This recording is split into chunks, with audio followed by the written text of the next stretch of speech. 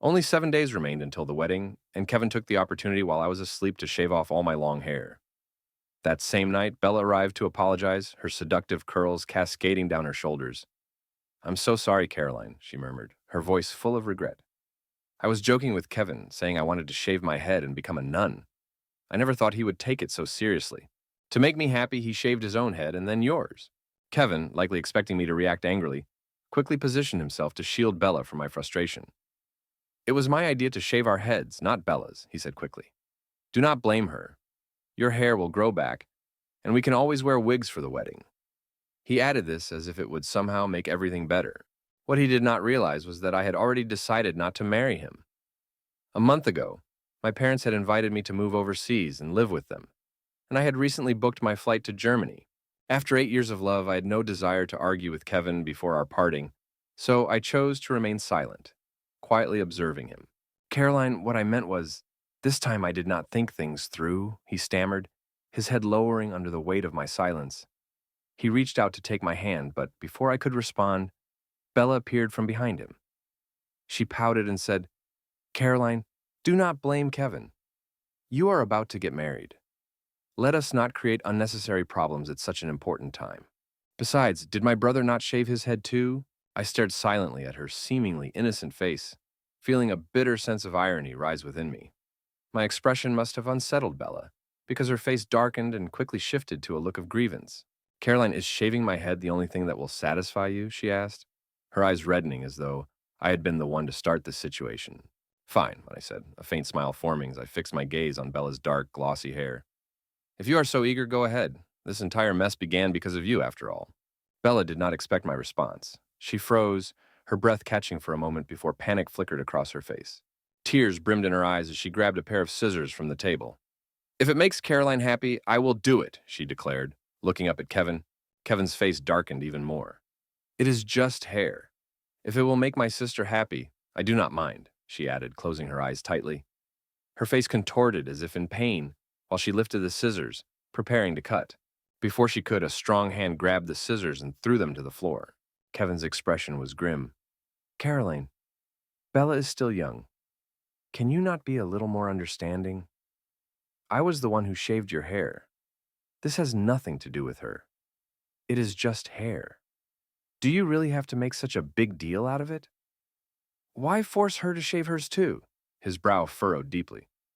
"Bella cares a lot about her appearance. If she loses her hair, how will she face others? Do you understand how damaging that could be to her self-esteem? Why can you not be reasonable and stop acting so irrationally?" As his words struck me, a sharp bitterness filled my chest, making me feel as though all my sacrifices and love over the years had been nothing but a cruel joke. "Kevin," I began, my voice trembling as I clenched my fists to steady myself.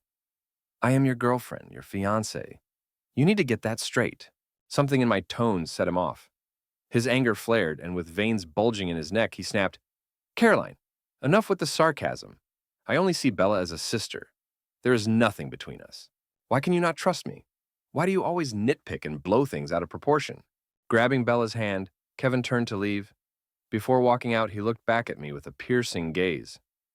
"Caroline, think this through carefully. We should not see each other before the wedding. Let us not talk about this anymore. It would not be good for Bella." The door slammed shut, and his parting words echoed in my mind. "He will still come to marry you in 7 days." Staring bitterly at the ceiling, I whispered, "Kevin, I will never marry you. Not anymore." The sun had long set behind the mountains as I sat on the balcony, blankly watching the traffic outside. After a while, I pulled out my phone. A notification appeared, showing that someone I often interacted with had posted. Thinking it might be Kevin, I clicked on it. To my surprise, it was Bella, and the post was a 1-minute video. The sky was a brilliant blue, surrounded by tall trees whose leaves rustled in the breeze. Kevin stood beneath the trees, smiling warmly at the person filming. "Bella, look. Here are the carvings we made as kids," he said. The wind tousled his hair, making him look effortlessly perfect. Meanwhile, I sat alone in darkness, watching as they laughed and revisited their childhood memories. The caption read, "Thankfully, the past is still by my side." Their intimate gestures drew countless comments praising their bond. "Childhood sweethearts. They are perfect together," one comment read. "This feels like an idol drama," added another. Bella even responded to clarify, "Everyone, do not misunderstand. My brother's getting married soon, and my future sister-in-law is so beautiful." Within minutes, my Instagram was flooded. The comment section and private messages were filled with venomous insults. Paramore. Why do you not just die? Holding my phone, my hand trembled as memories rushed back. I remembered meeting Kevin in college during the freshman welcome event. He stepped in to stop someone from forcing me to drink. From that day on, we grew close. By the second semester, he began pursuing me, bringing flowers, giving me gifts, and picking me up from class. He was endlessly kind. As someone who grew up without parents, I quickly fell for him. We got together on the night of the first snowfall. He wrapped his arms around me and warmed my hands. Smiling brightly, he said, "Caroline, why do I like you so much?" Later, I learned about Bella. Kevin explained it was just a childhood engagement arranged by their parents. "It does not count, Caroline. I have already broken it off. Bella is like a sister to me. I only like you." At first, Bella kept her distance, but soon her true nature appeared. She ate Kevin's leftovers, wore his clothes, linked arms with him in public, and even slept in his bed. I vividly remembered her whispering, "Sister, do you not think you are like the other woman here?" That time I slapped her. Kevin gave me the silent treatment for a month after that incident, and Bella's arrogance only grew. Before, I might have caused a scene. But now I calmly scrolled through the hateful comments. I even liked Bella's post. Then I stood up and started packing my belongings. It was time to leave. From now on, Kevin and Bella would no longer be part of my life. 3 days later, someone knocked on my quiet door. I slipped into my slippers and walked out of the bedroom just in time to see Kevin leaning down near the entryway, changing his shoes. He noticed me and smiled warmly. "Caroline, why haven't you been answering my messages these past few days? I've been really worried about you." His words reminded me that Kevin had been texting and calling repeatedly, but I had ignored it all. I simply had no desire to respond. "I'm tired. Is that not allowed?" I replied coldly. Kevin's smile froze for a moment. Ignoring his expression, I turned to leave, but he spoke up before I could go. "Caroline, I came here today to explain," he said, stepping closer and wrapping his arms around me from behind. His chest pressed against my back as he spoke slowly. "Bella is just a kid. Do not take what she says so seriously. She and I grew up together, and with the wedding approaching, it's normal for her to feel a bit uncomfortable. But I promise—" He raised his right hand as though taking an oath, his tone sincere. "I swear, Caroline, I have always kept my boundaries with her. Once we're married, I will make sure to keep my distance." Though Kevin sounded serious, I felt nothing. "See, he knows what he should and shouldn't do," I thought to myself. "Fine," I replied indifferently, pulling myself out of his embrace and meeting his gaze. "But let me remind you of one thing. I am not the mistress in this relationship. You pursued me." I know," Kevin nodded quickly, agreeing without hesitation. Then, almost offensively, he added, "Bella is just a kid. She was only joking." "I don't like it," I said firmly, surprising him with my tone. Kevin froze, seemingly unsure how to react, then quickly softened his expression and lowered his voice. "Baby, I said the wrong thing. I deserve to be punished," he said with a mixture of affection and helplessness. When I stayed silent, a flicker of frustration passed over Kevin's face before he quickly concealed it. He reached for a bag on the table and handed it to me. "I saw a couple wearing matching outfits in the park yesterday and thought you might like them, so I bought a set for us. Let's wear them together, okay?" A soft kiss landed on my cheek as he held out the bag. I stared blankly at it, feeling dazed. When we first started dating, I adored anything that came in pairs. Matching clothes, toothbrush holders, water bottles, or bracelets. I loved them all. Every time I proudly showed Kevin the items I'd chosen, he would frown and dismiss me. "Caroline, how old are you? Stop acting so childish," he would say. "Besides, Bella is still young. If she sees us doing this, she'll throw a tantrum." Bella was only 2 years younger than me, yet Kevin treated her like a child, indulging her every whim. Back then, I felt both hurt and heartbroken. Now, I no longer cared. "Put it down," I said, pushing aside my thoughts and speaking plainly. Kevin noticed the softening of my tone and took the chance to hold my hand, asking casually, "Caroline, do you have your wedding dress size? Is there a smaller size available?" I bit my lip, refusing to answer. Under my silent stare, he hesitated and tried to explain. "Bella said that if we let her be the bridesmaid, she won't bother us anymore. That way we can live peacefully. Isn't that a good idea?" I could not help but laugh bitterly to myself. Was he planning to wear matching outfits with Bella at the wedding To show off their relationship? How absurd. Kevin, you... Before I could finish, a notification interrupted me. It was a message from Bella. Kevin is such a fool. He bought a couple's outfit that's one size too big. It fits me perfectly, and I really like your wedding dress. Remember to order a smaller size, the message read. At that moment, my blood boiled. All the frustration, sadness, and anger that had been building up inside me erupted. Without thinking, I slapped Kevin across the face and shouted, "You're not a man!" Stunned, Kevin's expression shifted from shock to anger. Hey, Caroline, are you crazy? I let out a cold laugh, trying to suppress the rage surging in my chest. Crazy? Open your eyes, Kevin. This is your dear sister. The room fell into dead silence. Kevin's throat seemed to tighten as he struggled to speak. Bella, she's just a kid, right? No, these clothes are for you. I had them specially made, he said, fumbling to explain. So you can wear matching outfits with two people at once? I mocked him, following his explanation. Caroline, I only love you, he said desperately, stepping forward to hold me. I stepped back, dodging his grasp and leaving him standing there, arms outstretched, his eyes red with emotion. Caroline, believe me, I really want to marry you, he pleaded. There was something pitiful about him, but I no longer cared. Without another word, I turned away and slammed the door shut. Whether his feelings were real or fake no longer mattered. I had no expectations left. That night, my sleep was filled with dreams. When I woke the next morning, my head throbbed with pain. I shakily got out of bed and opened the door to find the living room completely empty. I gave a self-mocking smile. Kevin really was gone. There was hot food on the dining table, though. It was the first time in years that Kevin had cooked for me. I recalled how Bella used to brag, Kevin is such a great cook. He can make anything.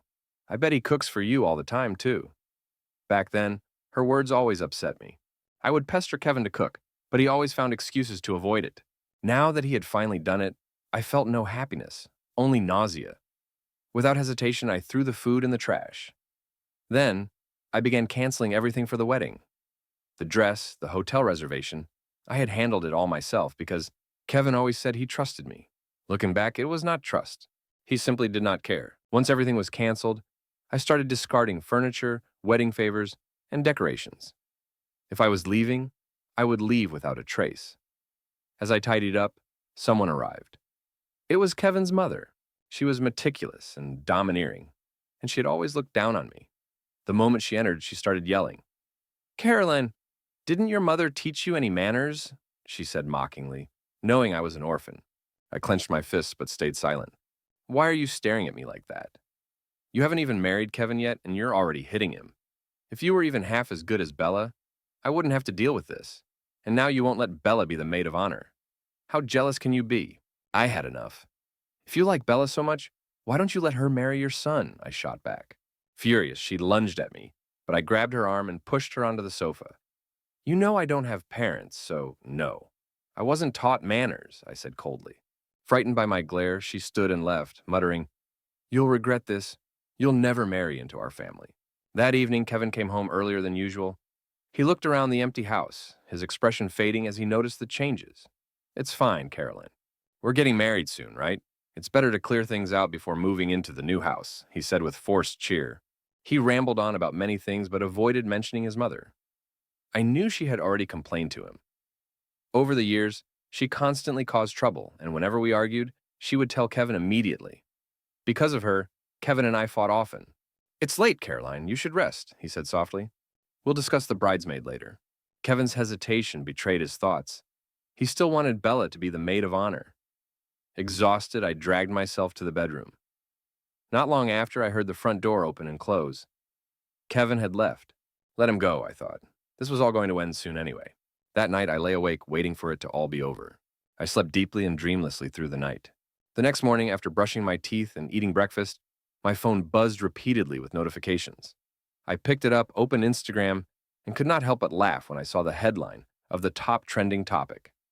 At last, I understood what Kevin's mother meant when she had told me, just you wait. At 2 a.m, Bella had posted a dramatic story on Instagram, wildly exaggerating her connection to Kevin. She painted it as a passionate, tragic, and deeply emotional love story. In this tale, I was cast as the villain, the full-fledged intruder who had destroyed their bond and stolen the title of his childhood sweetheart. The view count skyrocketed overnight, and by morning it was trending. The comments were overwhelmingly supportive of Bella. She highlighted one of the comments, which read, "Brother's getting married soon. I can only wish him happiness. I just want him to be happy." Below this, Kevin's mother had liked the comment and added, "Bella dear, don't cry. Auntie will always love you the most." The two of them were clearly steering the public to direct all their hatred toward me. Thousands of hateful private messages flooded my inbox. I took a screenshot and sent it to Kevin, accompanied by a single question. "Do you care about this?" Kevin called me immediately. When I picked up, his calm voice came through. "Caroline, Mom and Bella are just being childish.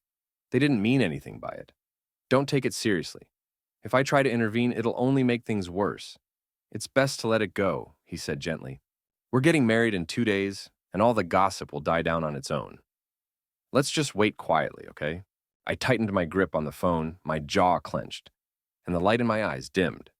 Any last bit of patience I had evaporated completely. Lowering my gaze, I replied softly, "Fine. Let's do a live stream during the wedding so everyone can see for themselves." My quiet agreement seemed to satisfy Kevin. "I'm so lucky to have you, babe," he said. I forced a faint smile. "But let's not meet before the wedding. It's bad luck," I added. "Do whatever you think is best." After the call ended, I turned to stare out the window. It felt as though something deep inside me had begun to grow and take root. In the days leading up to the wedding, I spent sleepless nights carefully collecting videos and screenshots of conversations. I compiled them all into a folder and saved them on a USB drive. I was preparing a special gift for Kevin. The wedding day finally arrived. As the makeup artist worked, she gasped and said, "Miss, you look stunning." I gave a faint smile, my fingers tightening unconsciously around the item in my hand. The ceremony began and I walked slowly toward Kevin, wearing a white mermaid-style wedding dress. All eyes were on us. Kevin stood there in a perfectly tailored suit, exuding a cold and dignified air. "Caroline, will you marry me?" he asked, holding up the ring, his gaze warm and tender. I felt a searing, envious stare on me. Turning my head, I locked eyes with Bella, who glared at me with pure malice. I shifted my focus back to Kevin, staring into his sincere, expectant eyes. Slowly, I opened my mouth and said, "Sorry, I can't." Before I had finished speaking, a shocking video began playing on the large screen behind me. The footage showed a man and a woman engaged in intimate acts. The woman was Bella, who immediately screamed and lunged at the camera in the video. "Where did you get this?" she shrieked. Calmly, I revealed, "Your ex-husband gave it to me." In that moment, Kevin realized why Bella had broken off her engagement. It turned out she had been married before and had even experienced a miscarriage. The first video lasted only 2 minutes before switching to the next. Kevin's mother's sharp voice filled the banquet hall, her words vicious and insulting toward me.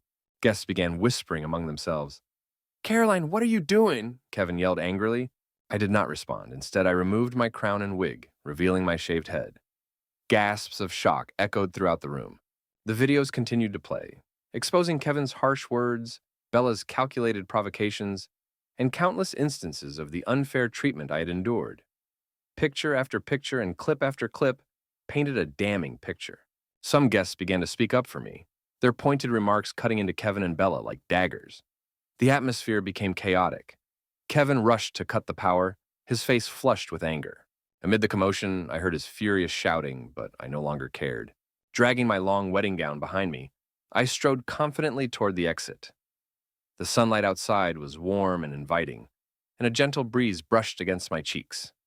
I took a deep breath of fresh air, feeling as though I had finally escaped a cage. The sky above seemed boundless, and the sea stretched endlessly. In that moment, I was free. For the first time in my 25 years of life, I celebrated Christmas with my family. Though we were in a foreign country, happiness surrounded me like a comforting embrace. It had been over 3 months since the wedding, and my hair had grown back significantly. The German winter was especially cold, so my mother had knitted me a hat and scarf. "Sweetheart, do you like this outfit?" she asked, her eyes full of warmth. Tears welled up in my eyes as I replied, "I do." My voice trembled with emotion. "What's wrong, sweetheart? Are you not used to living here?" she asked, startled by my tears. She rushed over, touching my face and kissing my forehead. "Are you feeling unwell?" I quickly shook my head, but the tears kept falling. Just then, a familiar voice spoke behind me. Turning, I saw my father approaching with a box of pastries in his hands. His coat was damp from rain and snow, but his expression was joyful. I wondered how far he had gone to buy those treats. Tears streamed down my face, catching the attention of passers-by. My mother hugged me tightly, patting my back gently. "It's okay, sweetheart. Now you have a father and mother. From now on, you are truly our child." I thought to myself how wonderful it all was. Time passed quickly, and after celebrating Christmas in Germany, my parents took me back to Los Angeles to honor our ancestors. Although I avoided running into anyone I wanted to forget, I heard news of Kevin 6 months later. A journalist friend told me what had happened. After I left the wedding, Bella's true character was exposed. Her mask was ripped off, and Kevin grew to despise her. He even slapped her several times as she continued to bother him. Her parents, humiliated, severed ties with her. Kevin's mother fared no better. At the wedding, she had attacked Bella, nearly disfiguring her. The fallout escalated and the scandal spread online. Kevin's family's address was leaked, and they began receiving threatening letters and creepy dolls. Kevin's company suffered catastrophic losses as investors pulled out. Projects stalled, and the bank froze his assets. Once a rising star in his field, Kevin became a pariah. One day, after someone insulted him in public, his mother snapped and ran the person over with her car. She was later taken into custody for intentional harm and spent 6 months in jail before being released. "Caroline, how are you feeling now?" Chloe's enthusiastic voice came through the phone. Chloe was a journalist, and it was because of her that I found the strength to stand up for myself at the wedding. People like them deserve to tear each other apart. "Oh, by the way, I've got some fresh gossip for you. I heard Kevin—" Chloe kept talking, but her words faded into the background. It was as if a thick fog enveloped me, making everything around me blurry and distant. Across the street, I noticed a figure that looked oddly familiar. It was Kevin.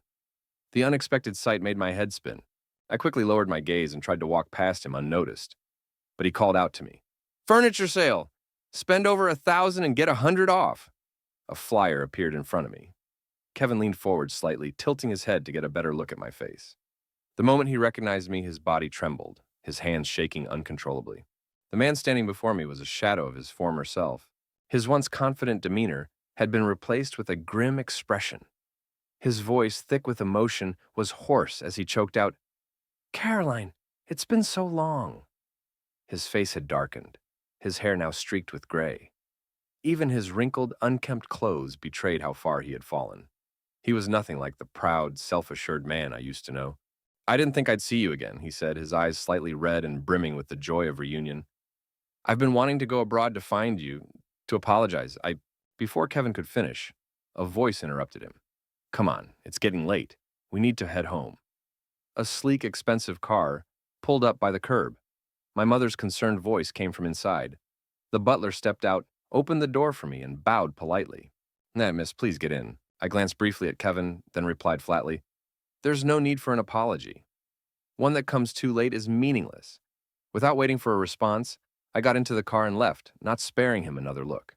Kevin stood frozen, staring at the car's exhaust fumes as the flyer slipped from his grasp and was carried away by the wind. A moment later, someone smacked the back of his head hard. "Damn it, if you can't do the job, get out of here. I'm paying you to work, not flirt with women. Look at yourself. You could hand out flyers all month and still not afford one of her handbags. Quit dreaming." The large man shoved Kevin, cursing loudly. "Pick up those flyers and get back to work. If you don't bring in at least one customer today, you're fired. With your ugly mug, no rich woman would ever look at you, so stop with the fantasies." Kevin clenched his fists, the sound of his knuckles cracking. His pride lay in ruins. "She'll forgive me," he muttered to himself. "Caroline is soft-hearted. She'll take me back and everything will return to how it used to be." After that unexpected encounter, Kevin started showing up everywhere. It was as though he had materialized out of thin air. He even got a haircut, cleaned himself up, and bought a suit that, although ill-fitting, tried to make him look presentable. "Caroline, I got your favorite apple pie from the bakery at the corner," he said one day. "Here are the roses you always loved." Another time he tried, "I heard there's a new restaurant for couples nearby. I've reserved us a table. Shall we go tonight?" He continued, "Caroline, the sunrise on the southern end of the city is breathtaking. Let me take you to see it."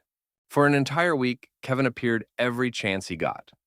I remained indifferent, but his persistence didn't waver. He employed the same strategies he had used to win me over during our college years. But this time, I wasn't falling for them. "You really have no shame, do you?" I said coldly. "Do you think apologizing will make everything better? What about the years of suffering I endured because of Bella? Now that you're no longer the center of attention, you come crawling back to me? Looking down at him, I added, "You're not worth my time anymore." Kevin's face faltered. The flowers slipped from his hands and landed on the ground. His mouth opened as though he wanted to speak, but no words came out. "Caroline, is that really how you see me? I love you so much," he said, sounding hurt, like a scolded child. I let out a derisive laugh. "Stop playing the victim, Kevin. Don't try to get close to me anymore. Your so-called love is meaningless. Don't think I don't see through you." I shoved his arm aside as he tried to block my path. "You think I'm a rich girl now and want to use my parents' influence, don't you?" Kevin's face turned pale. He avoided my gaze as I pressed on. "This is all on you. If I ever forgave you, I'd be out of my mind. For your own dignity, just stop." With that, I turned on my heel and walked away without looking back. I thought that would be the end of Kevin's persistence, but to my dismay, he became even more relentless. In an underground parking lot, I spotted two familiar figures. Kevin's mother, now dressed in cheap clothing and reeking of low-quality perfume, stood with him. She looked much older, her face lined with deep wrinkles. They were speaking quietly, their heads bowed. When Kevin's mother noticed me, her eyes lit up. "Caroline, you're finally back," she said excitedly, rushing toward me. "You don't know how much I've missed you these past months.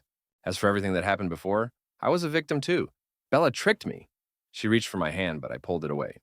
Awkwardly retracting her hand, she continued, "I've always liked you, you know. You're beautiful, capable, and have such a calm temperament. You're magnanimous, right? Surely you wouldn't hold on to petty grievances from the past." She raised her voice, clearly hoping her words would sting.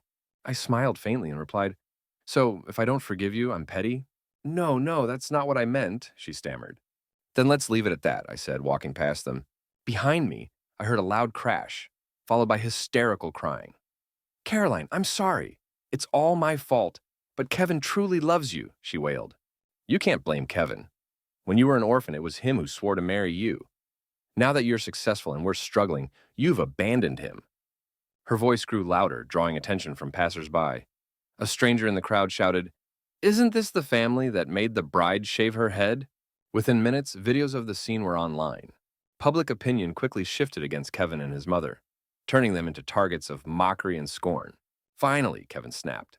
His bloodshot eyes filled with fury as he lunged at the crowd. "Who do you think you are to talk about me like this?" he shouted, his fists flying. His mother tried to stop him, but he turned on her, grabbing her by the hair and throwing her to the ground. "It's all your fault. If you hadn't helped Bella, Caroline would still be with me." Kevin's outburst continued until the police arrived and dragged him away. His mother, bruised and beaten, lay on the ground convulsing. I pulled out my phone and called for an ambulance. It was perhaps my final act of mercy. The next day, I left for Germany with my parents. Chloe later told me Kevin had been sentenced to 2 years and 3 months for his actions. "It's a good thing you didn't marry him," Chloe sighed. Sitting in the garden sipping coffee, I watched the flowers beginning to bloom and smiled. Spring had come early this year,